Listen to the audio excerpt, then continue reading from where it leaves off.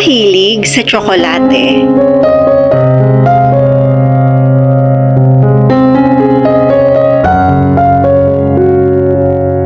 May isang batang lalaki ang mahilig kumain ng matatamis. Kahit anong gawing pakiusap ng kanyang ina ay hindi niya ito sinusunod. Ayaw niyang tumigil at patuloy lamang siya sa pagkain ng tsokolate bawat oras. Labis na ang pag-aalala ng kanyang ina. Hindi niya alam kung sa paanong paraan niya mapapakiusapan ang anak. Pinag-isipang mabuti ng ina kung paano niya mapipigilan ang anak sa paghingi ng napakaraming matatamis na pagkain. Naisip niya na may isang dakilang lalaki na naninirahan sa kabilang nayon. Kilala siya ng nakararami dahil sa taglay nitong husay, sapagkat halos lahat ng may mga suliranin na nagtutungo sa kanya ay kanyang nasosolusyonan. Kaya napagpasyahan ng ina na dalhin ang kanyang anak sa dakilang lalaking iyon. At umaasa siya na mahihikayat nito ang bata na tumigil na sa pagkain ng matatamis sa lahat ng oras.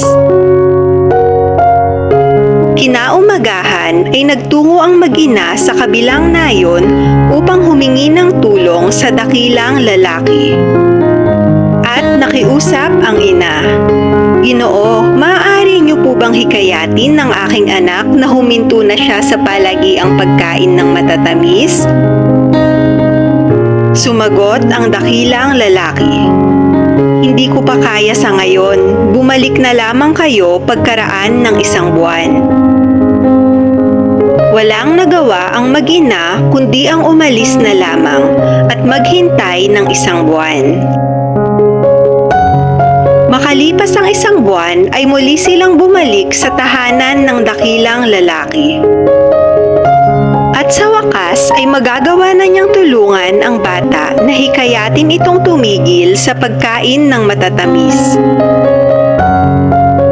Masinsinang kinausap ng dakilang lalaki ang bata, habang ang ina ay matyagang naghihintay lamang sa labas at umaasa na mapapakiusapan nito ang anak.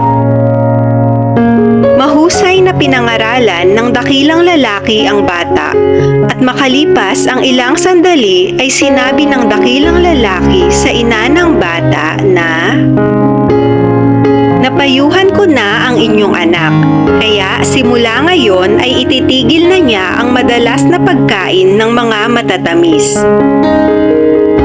Nagpasalamat ang mag-ina at umalis. Gayon nga ang nangyari, hindi na humingi ang bata ng tsokolate.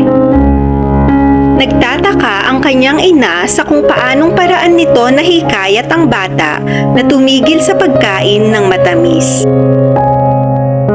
Kaya kinaumagahan ay muli siyang nagtungo sa tahanan ng dakilang lalaki upang tanungin ito. Ginoo, gusto ko lang po sanang malaman kung sa paanong paraan ninyo nahikayat ang aking anak na tumigil sa pagkain ng matatamis.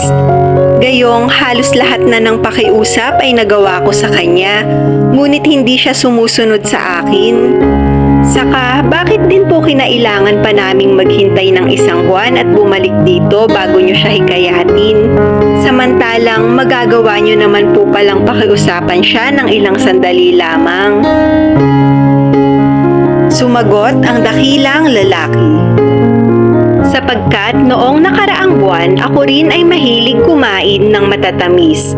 Paano ko papayuhan ang bata na huminto sa pagkain ng matatamis kung ako mismo ay hindi ko maiwasang kumain nito? Kaya bago ko hikayatin ng bata na sumunod sa akin, ay tinuruan ko muna ang aking sarili na tumigil sa pagkain ng matatamis para ako ay kanyang tularan.